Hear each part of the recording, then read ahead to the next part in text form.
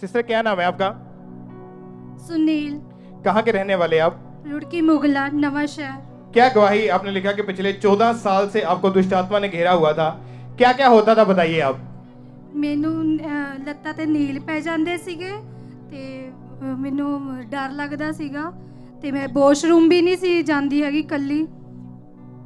आपने लिखा कि आपको डरावने सपने आते थे और इतना ज्यादा डर लगता था कि आप वॉशरूम तक भी अकेले जा नहीं पाते थे ਹਾਂਜੀ, और घर में आपके हमेशा लड़ाई झगड़ा रहता था, आप चिड़चिड़े रहते थे। क्या होता था जब आप सुबह उठते थे तो? ਮੇਰੇ ਨੀਲ ਪਏ ਹੁੰਦੇ ਸੀ ਤੇ ਰਾਤ ਨੂੰ ਮੈਨੂੰ ਬਹੁਤ ਜ਼ਿਆਦਾ ਡਰ ਲੱਗਦਾ ਹੁੰਦਾ ਸੀਗਾ। और आपने लिखा कि उसके बाद 2014 में आपकी मैरिज हुई। मैरिज के बाद जो दुष्ट आत्मा के अटैक थे वो और भी ज्यादा बढ़ने शुरू हो गए। क्या क्या होता था दुष्ट आत्मा के कारण, आपको बताइए आप। ਘਰ ਵਿੱਚ ਲੜਾਈ ਝਗੜਾ ਰਹਿੰਦਾ ਸੀਗਾ ਤੇ ਕੋਈ ਵੀ ਕੰਮ ਕਹਿਣਾ ਤਾਂ ਤੇ ਮੈਂ ਲੜਾਈ ਕਰਨ ਲੱਗ ਜਾਂਦੀ ਹੁੰਦੀ ਸੀਗੀ। और इन्होंने लिखा कि जब इन्होंने बेबी का प्लान किया और दुष्ट आत्मा के प्रभाव के कारण ये प्रेगनेंसी कंसीव नहीं कर पा रहे थे, जब आपने डॉक्टर के पास जाकर चेक करवाया, क्या कहा डॉक्टर ने आपको? ਮੇਰੇ ਟੈਸਟ ਤਾਂ ਨਾਰਮਲ ਆਏ ਸੀਗੇ, ਹਸਬੈਂਡ ਦੇ ਰਿਪੋर्ट थोड़ी जी। क्योंकि आपके हस्बैंड की रिपोर्ट में डॉक्टर ने ये बताया कि उनके जो शुक्राणु हैं वो केवल 10% बनते हैं, बाकी 90% वो डेड हैं। सिर्फ 10% शुक्राणु बनते हैं, जिस कारण आप प्रेगनेंसी कंसीव नहीं कर पा रहे। हाँ जी। क्या हुआ? आपने लिखा कि एक दिन आपके मोहल्ले में किसी लड़के ने फांसी लगाकर सुसाइड किया, क्या हुआ उसके बाद? ਉਹਨੇ ਬਾਹਰ ਫੋਰਨ ਚ ਸੀਗਾ, ਉਹਨੇ ਫਾਂਸੀ ਲਗਾ ਲਈ ਸੀਗੀ ਤੇ ਮੇਰੇ ਹਸਬੈਂਡ ਉਹਦੇ ਜਾ ਕੇ ਉੱਤੇ ਰੋਣ ਲੱਗ ਗਏ ਤੇ ਉਸ ਤੋਂ ਬਾਅਦ ਦੁਸ਼ਟ ਆਤਮਾ ਨੇ ਸਾਨੂੰ ਬਹੁਤ ਜ਼ਿਆਦਾ ਤੰਗ ਕਰ ਦਿੱਤਾ ਸੀਗਾ ਤੇ ਲੜਾਈ ਝਗੜਾ ਬਹੁਤ ਹੁੰਦਾ ਸੀਗਾ। ਫਿਰ ਇਹਨਾਂ ਦਾ ਉਸ ਦਿਨ ਤੋਂ ਬਾਅਦ ਇਹਦੇ ਦਾ ਐਕਸੀਡੈਂਟ ਹੋ ਗਿਆ ਸੀਗਾ। जब एक्सीडेंट हुआ, कैसे एक्सीडेंट हुआ इनका? ਮੈਨੂੰ ਦਿਖਾਈ ਦਿੱਤਾ ਸੀਗਾ ਸੁਪਨੇ ਰਾਹੀਂ। आप इनके हस्बैंड को माइक देना। ब्रदर आप बताइए कि जब आपका एक्सीडेंट हुआ, आपने लिखा कि आपको 2 हॉस्पिटल में लेकर गए, उन्होंने एडमिट नहीं किया, यानी जवाब दे दिया आपको। तीसरे हॉस्पिटल में जब आप गए तो क्या कहा डॉक्टर ने आपको चेक करके? डॉक्टर ने मेरे को डेड करार कर दिया कि ये बिल्कुल डेड है, इसको घर पे ले जाओ। डॉक्टर ने बोला कि ये डेड है, उन्होंने डेड करार आपको दे दिया। क्या क्या हुआ एमआरआई वगैरह की, जो उसमें क्या बताया उन्होंने? उसमें बताया उन्होंने कि इसके सिर में खून जमा हुआ है, ये कोमा में जा चुका है, कोमा में बाहर आने के बाद इसका इलाज करेंगे। डॉक्टर ने आपको डेड डिक्लेयर कर दिया था उस समय जी। कि ये बंदा, ये व्यक्ति मर चुका है, उन्होंने डेड डिक्लेयर कर दिया था आपको जी। और क्या हुआ? आपकी वाइफ ने जब अनॉइंटिंग ऑयल आपके ऊपर अप्लाई किया तो? अनॉइंटिंग ऑयल अप्लाई किया तो मैं कोमा से बाहर आ गया। कितना समय आप कोमा में रहे? तकरीबन 14 दिन। 14 दिन आप कोमा में रहे। और डॉक्टर ने क्या बोला था आपको? डॉक्टर ने 3 साल बोला था। डॉक्टर ने बोला क्या कि 3 साल तक ये कोमा में, या 3 साल से भी ज्यादा ये कोमा में रहेंगे। लेकिन जब अनॉइंटिंग ऑयल इनके ऊपर अप्लाई किया गया, डॉक्टर ने 3 साल बोला था, लेकिन 14 दिन के अंदर अंदर ये भाई कोमा से बाहर आ चुके थे। Yes. उस चीज से पूरी तरह से परमेश्वर ने इस भाई को फ्री किया, आजाद किया। Yes. और आप बताइए कि जब आप डॉक्टर ने आपको कितने दिन, आपके कितनी मेडिसिन लगती थी एक दिन में? एक दिन में तकरीबन 10,000 की मेडिसिन लग जाती थी। और टोटल कितना पैसा आपने दवाइयों पर खर्च कर दिया था? 5 से 6 लाख। आपके जो डॉक्टर जिनके पास आप इलाज करवाते थे, उन्होंने आपको पागल डिक्लेयर कर दिया था, क्योंकि आपको पागलपन के दौरे भी पड़ने शुरू हो चुके थे। जी जी। क्या क्या होता था जब पागलपन के दौरे पड़ते थे? पागल मर के दौड़े पड़ते थे, तब मैं लड़ाई झगड़ा करता था, मारपीट करता था, एक दूसरे सामान तोड़ फोड़ करता था। क्योंकि जब आपने एमआरआई करवाई थी उसमें आया था कि आपके ब्रेन में, आपके दिमाग में खून जमा हुआ है, ब्लड जमा हुआ है जी। और आप घर का सामान तोड़ देते थे।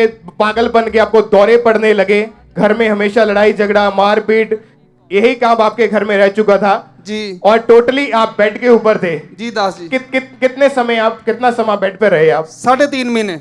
3.5 महीने। फिर उस समय टॉयलेट बाथरूम कैसे जाते थे आप? टॉयलेट बाथरूम मेरी वाइफ, मेरे फैमिली उठाती थी। चर्च कब आए थे आप?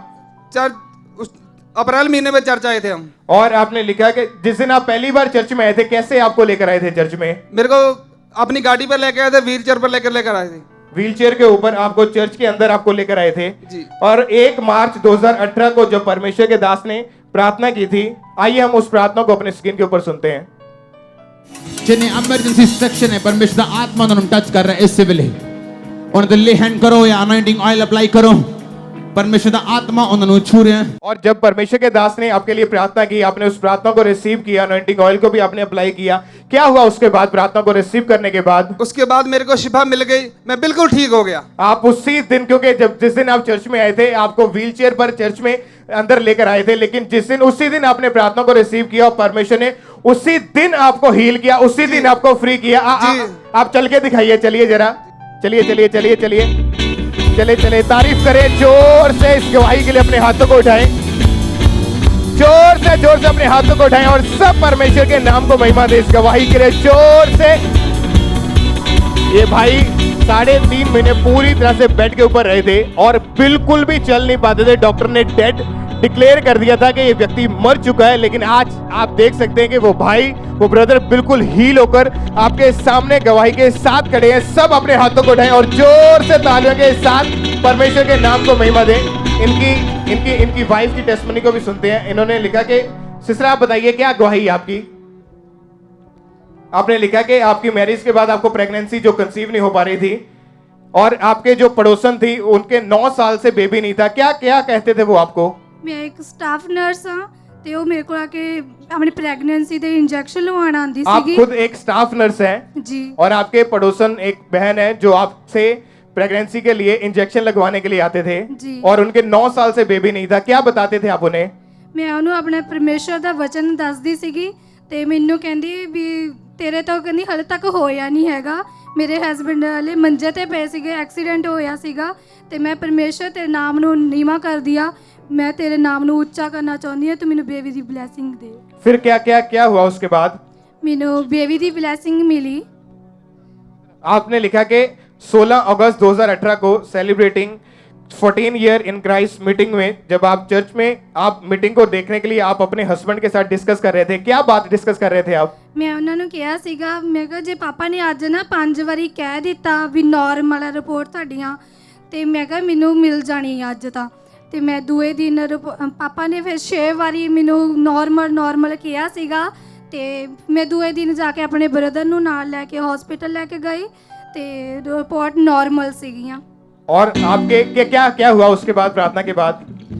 प्रार्थना के बाद मैंने बेबी गर्ल दी ब्लेसिंग। आपने लिखा कि जब आपने उस प्रार्थना को रिसीव किया, नेक्स्ट डे यानी अगले दिन जब आपने प्रेगनेंसी टेस्ट किया तो 3.5 साल में पहली बार आपका प्रेगनेंसी टेस्ट पॉजिटिव आया था। हाँ जी। तारीफ करिए जोर से, अपने हाथों को उठाकर सब परमेश्वर के नाम को महिमा दे।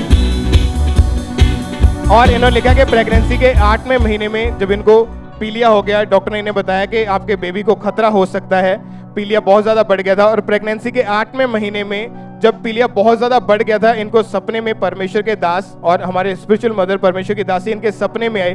क्या क्या हुआ सपने में, उस सपने के बारे में बताइए।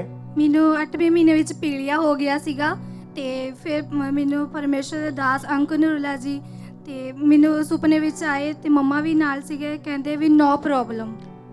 परमेश्वर के दास और परमेश्वर की दासी आपके सपने में आए, उन्होंने आपके ऊपर लेहन प्रार्थना की और आपको वर्ड दिया कि नो प्रॉब्लम। और उसके बाद आपने लिखा कि 4 साल 3 महीने के बाद परमेश्वर ने आपकी शादी के 4 साल के बाद आपको बेबी गर्ल के साथ ब्लेस किया है। जी। तारीफ करें जोर से इस गवाही के लिए कि परमेश्वर ने इस बहन की शर्मिंदगी को दूर किया, इन्हें बेबी के साथ आशीष किया और इनके हस्बैंड को, जिन्होंने डॉक्टर ने इनको डेड डिक्लेयर कर दिया था, आज ये भाई आपके सामने खड़े। इन दोनों की गवाही के लिए, इस कपल की इस टेस्टमनी के लिए जोर से तालियों के साथ अपने हाथों को उठाएं और सब परमेश्वर के नाम को महिमा देते जाएं। इस गवाही के लिए सब परमेश्वर की तारीफ करें।